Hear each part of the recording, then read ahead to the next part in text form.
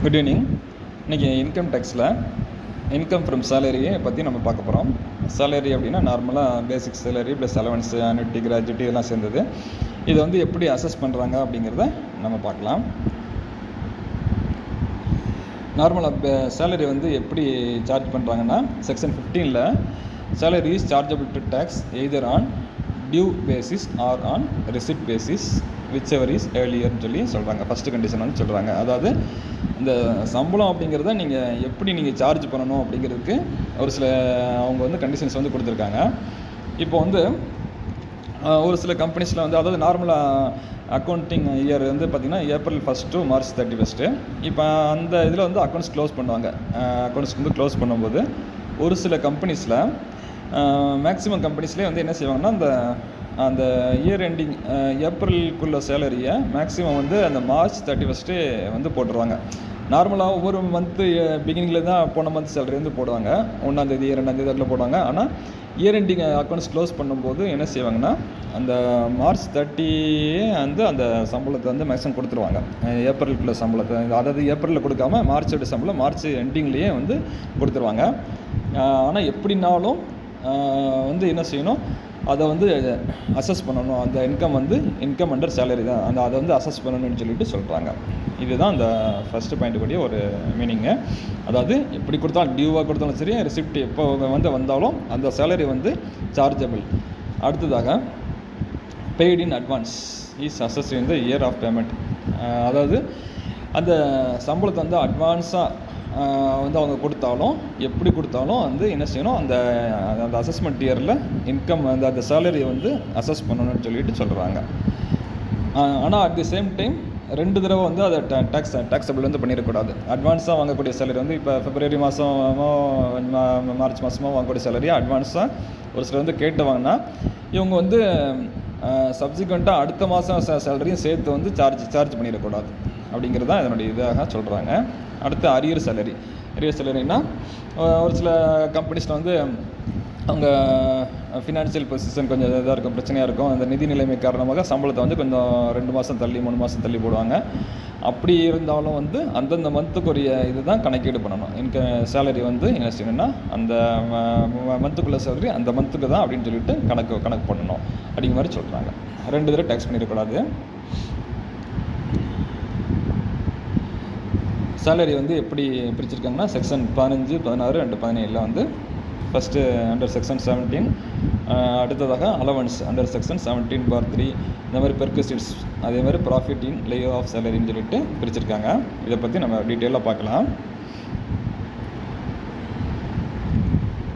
அதுக்கு முன்னாடி சேலரி அப்படிங்கிறத பார்த்துக்கோங்க. சேலரி அப்படின்னா என்ன அப்படிங்கிறது வந்து ஒரு டெஃபினேஷன் கொடுத்துருக்காங்க. வேஜஸ், அனுட்டி, பென்ஷன், கிராஜுவிட்டி, இந்த மாதிரி எல்லா வகையான டிவிஷனும் சேலரியில் வந்து அடங்கும்.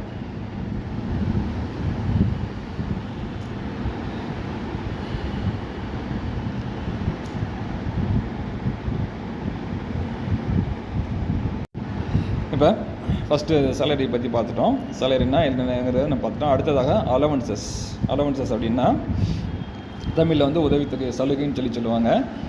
இது வந்து எம்ப்ளாயீஸ்க்கு ஒரு சில அவங்களோட தேவைக்காக ஒரு சில அமௌண்ட் வந்து கொடுப்பாங்க, அலவன்ஸ் வந்து கொடுப்பாங்க. HRA, uniform allowance, transport allowance, அந்த மாதிரி மெடிக்கல் அலவன்ஸ், இந்த மாதிரிலாம் நிறையா கொடுப்பாங்க. இந்த மாதிரி கொடுக்கறதுக்கு பேர் அலவன்ஸ். இதுவும் வந்து one of the form of salary, சம்பளத்தில் வந்து ஒரு வகையாக சொல்கிறாங்க. அடுத்ததாக பெர்குசிட்ஸ் அப்படிங்கிறதும் வந்து ஒரு இதுதான். அதுவும் வந்து ஒரு வகையான சேலரி தான். அதை வந்து பிரித்து கொடுக்குறாங்க. அதாவது கேஷாக இல்லாமல் கேஷ்க்கு ஈக்குவலண்ட்டாக ஒரு பொருளாக வந்து கொடுப்பாங்க. உதாரணத்துக்கு இந்த சொடக்ஸோன்னு சொல்லி ஒரு கூப்பன் இருக்கும். அந்த கூப்பனை வந்து என்ன செய்யலாம், நம்ம கேஷ் மாதிரி யூஸ் பண்ணிக்கலாம். அந்த கூப்பனை வந்து நம்ம டிபார்ட்மெண்ட் ஸ்டோர்லேயோ வேறு எங்கேயாவது ஷாப்பிங் இதுலேயோ வந்து நம்ம அந்த சொடக்ஸோ கூப்பனை என்ன செய்யலாம், நம்ம கேஷ் மாதிரி யூஸ் பண்ணிக்கலாம். அதுக்கு பேர் தான் சொடக்ஸோ கூப்பன் சொல்லுவாங்க. அது ஒன் ஆஃப் த பெர்குசிட்ஸ். அதாவது பெர்குசிட்ஸ்னா நார்மலாக அந்த சம்பளத்துக்கு ஈக்குவலான ஒரு கேஷ், அந்த கேஷ்க்கு பேர் தான் பெர்குசிட்ஸ் சொல்லி சொல்லுவாங்க. அடுத்ததாக profits in lieu of salary. கடைசியாக வந்து இது கடைசி டிவிஷன் வந்து பார்த்திங்கன்னா profits in lieu of salary. அது என்னென்னா, இது நார்மலாக வந்து இந்த இது எப்படி சொல்கிறாங்கன்னா compensation or termination or modification of terms and conditions. இப்போ வந்து பார்த்தீங்கன்னா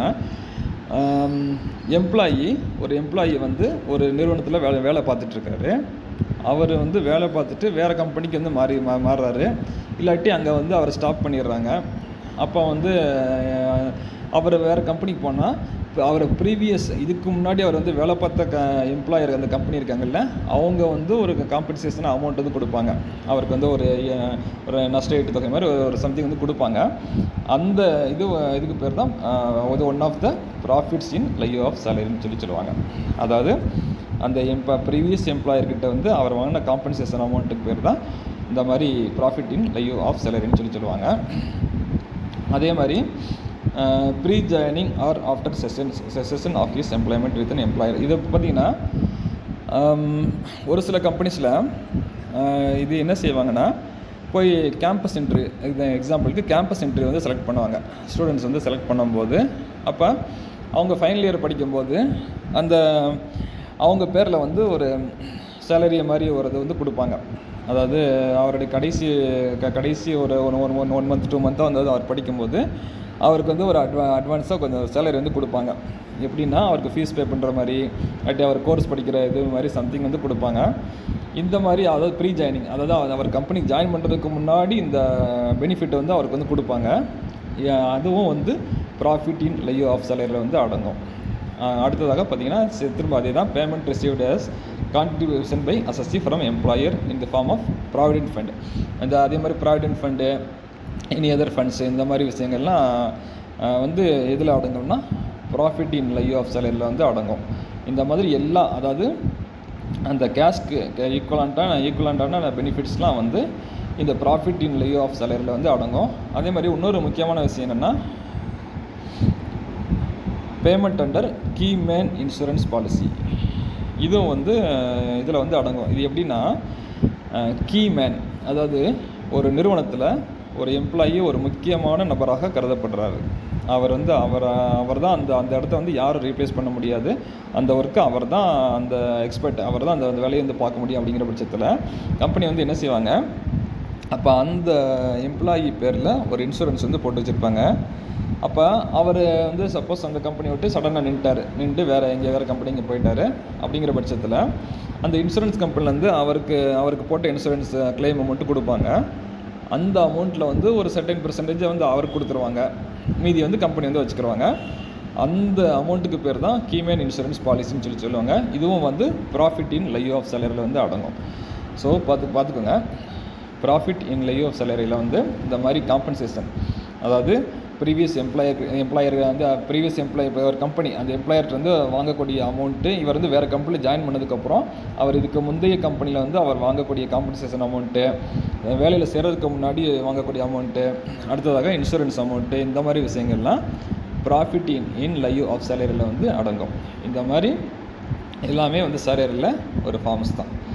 salary, allowance, perquisites, profit in lieu of salary, இது எல்லாமே இந்த சேலரி அப்படிங்கிற ஒரு ஹெட்டிங்கில் வந்து அடங்கும். அடுத்து வரக்கூடிய வீடியோஸில் வந்து நம்ம ஸ்டாண்டர்ட் டிடக்ஷன்ஸு, அப்புறம் அதர் டிடக்ஷன்ஸ், இந்த மாதிரி, அதாவது எப்போ இதெல்லாம் வந்து மைனஸ் பண்ணுவாங்க அப்படிங்கிற மாதிரி விஷயங்களை வந்து வரக்கூடிய இதில் வந்து பார்க்கலாம். நீங்கள் அதுக்கு முன்னாடி சேலரியுடைய மீனிங்கை வந்து தெளிவாக படித்து வச்சுக்கோங்க. தேங்க்யூ.